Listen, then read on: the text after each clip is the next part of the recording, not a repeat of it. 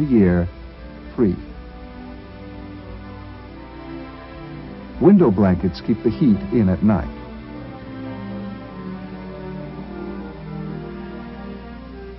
Insulation can also cut heat losses tremendously by keeping cold air out and warm air in.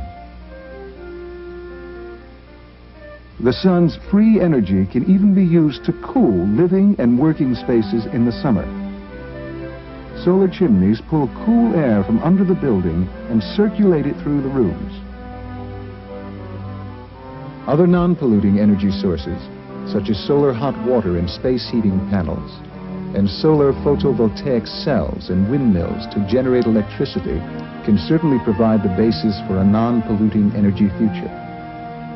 Whether they can be widely used during this crucial transition period, though, depends on how efficiently they can be made, how much fossil fuel will be needed to manufacture them, compared to how much energy they will put out during their first year. It might be a big mistake to risk putting any unnecessary greenhouse gases into the atmosphere during the next 2 or 3 years, for fear of reaching that point of no return even sooner. We can also use all the dead trees in our forests now to provide some of the minimal necessities of heat and fuel during the next 3 to 4 years, until the greenhouse gases can be brought down and our newly planted trees begin to come in for a sustainable future. We won't be able to cut down any living trees for methanol for a few years. We could convert our cars almost immediately to run on natural gas or a liquid derivative of it until the new trees come in. Natural gas gives off much less carbon dioxide and other pollutants than gasoline. The conversion is very simple and inexpensive, and natural gas costs less than half the price of oil. But natural gas is still a long-buried fossil fuel, so we had better minimize even our natural gas burning during the next few years.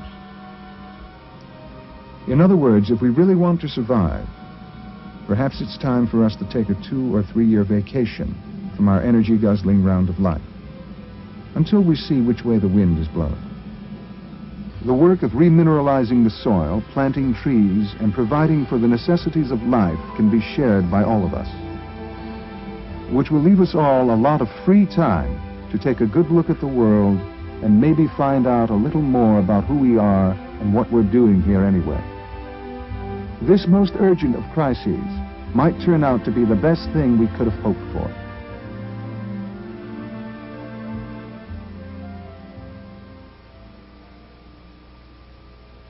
Remineralizing the soil will also revolutionize our agriculture.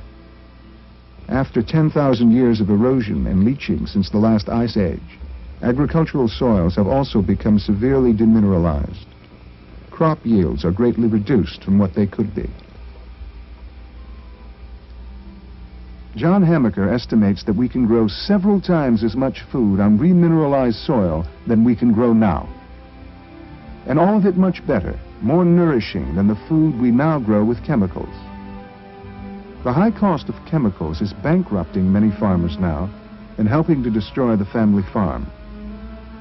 Crops grown on remineralized soil don't need any pesticides or other toxic chemicals because healthy crop plants, like healthy trees, are highly resistant to insects and disease.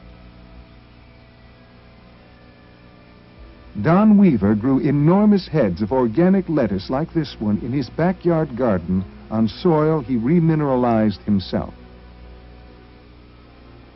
Dan Hemingway did a little controlled study in his garden, remineralizing only one part of it. Later, he pulled up 10 carrots from each plot and laid them side by side in a flat.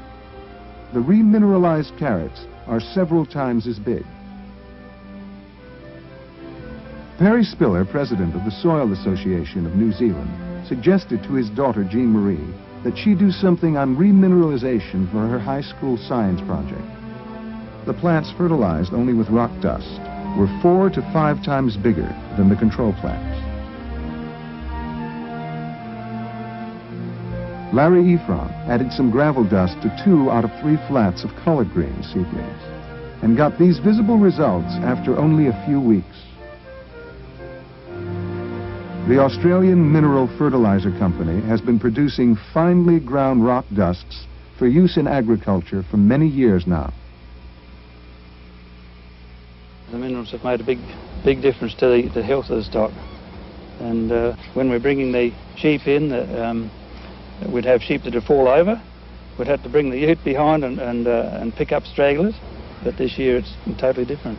We've had this paddock developed for about 25 years, and this is the first year that we've had good lambs. Alan, walking around the paddock, I noticed these little piles of sand with around the manure. Would I be right in thinking that that's dung beetle activity? Yes, definitely dung beetle activity. They've been working on that, and they've recycled that dung into soil in a matter of hours, I would think. And this is something we've noticed since we put the minerals on the soil. Is that an average fleece over the years, or is this a better fleece? No, that's not a run of the better fleeces at all. That's just an ordinary fleece that I had lying in the shed there that I just thought I'd bring it out and show you boys today. Is it better than last year, do you think? Oh, by a lot. Far better. Yeah. In weight? In weight and for brightness, and the crimp is a lot clearer and all. This is a crop of triticale we're standing in here. This side has been grown on minerals, and that side has been grown on double super. It seems to me that this side is much better, bearing in mind we're in a fairly wet area. What would you say about that? Well, it certainly is a lot better when you consider the other side is not going to virtually get any return, where this side I'll certainly get a return, be it smaller. Think you might be a long-term user of minerals? Certainly will be. I haven't been in favour of superphosphate since 1967. I haven't priced superphosphate for 4 or 5 years. I haven't used it for 4 or 5 years now, so I haven't been pricing it. But I understand super would cost around about $250 to $300 a tonne, as against mineral fertilisers about $86 a tonne. So cost-wise, I can do it for a third of the price. Yes. There's a lot more activity in the soil now. We've got crows and cockatoos operating here all the time, and so we're feeding the whole environment, not just the sheep. Yeah. The stock are eating the weeds now, whereas dock and capeweed used to run riot here. Now the stock are eating the weeds and finding them more palatable, so I think given time we'll get rid of all the weeds. The neighbour over here is spending a lot of money at the vets, having his dead stock analysed to see what was wrong with them. Does he ever make a comment when he sees your stock here, which are looking clean and fat and healthy? He has commented on how healthy our weaners look here, and he wonders why. Yeah, I tell him why, but it doesn't seem to go any further than that. It takes some people a long time for the penny to drop. This is the Zimmerli plant in Zurich, Switzerland, which is one of a dozen or more companies in Europe which have been selling rock dust fertilizers to farmers for a long time. Although there seems to be considerable evidence that supports the explanation of the Ice Age cycles presented here, this explanation has not yet been proven conclusively. But conclusive proof of this kind of theory might be a long way off. Can we afford to wait? At some point, perhaps very soon, the processes described here may become irreversible, and then nothing we could do would make any difference.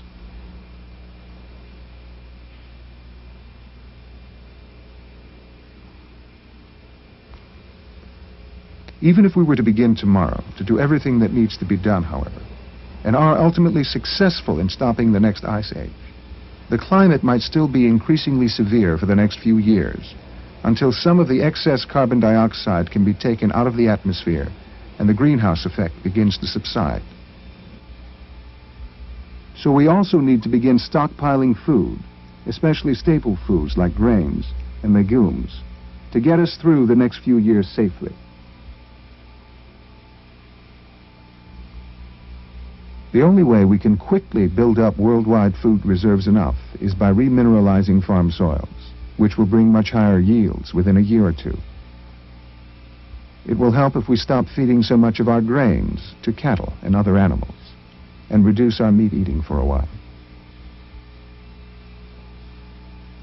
We also need to quickly build as many solar greenhouses as possible.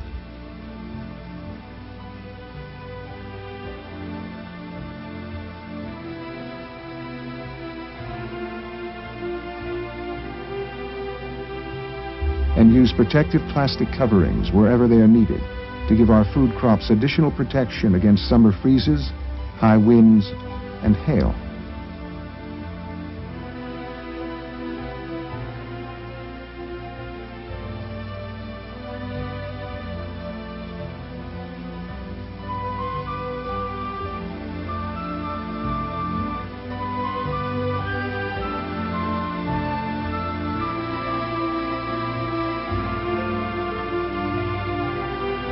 An attached solar greenhouse will also heat much of the house at the same time.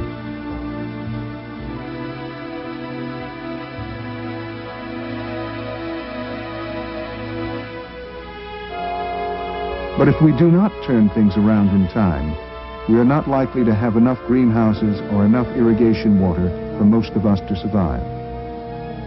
And if there is less and less food to go round, we may start killing each other over it. So it seems like we better recognize very quickly what may well be happening and start as soon as possible to do everything we can to bring the greenhouse gases down to safe levels.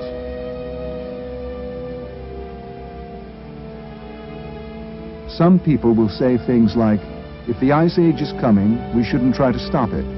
It's what nature intends. It's God's will. But maybe this ultimate crisis is a message from nature, or God, or the universe, or whatever you call the unknown that's bigger than we are, that it's time for us supposedly intelligent creatures to stop destroying this beautiful place we live. And if we get the message and act on it in time, we will perhaps have evolved to a higher level of consciousness. And maybe we'll be ready finally to coexist respectfully with our neighbors.